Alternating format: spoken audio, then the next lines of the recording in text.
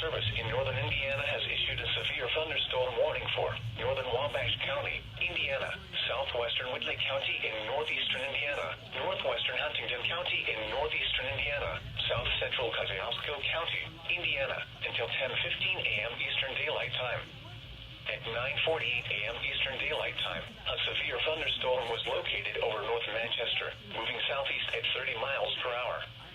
Hazard, 60 miles per hour wind gusts. Source, radar indicated. Impact, expects damage to roofs, siding, and trees.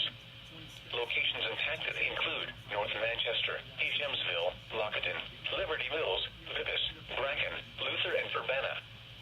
For your protection, move to an interior room on the lowest floor of a building.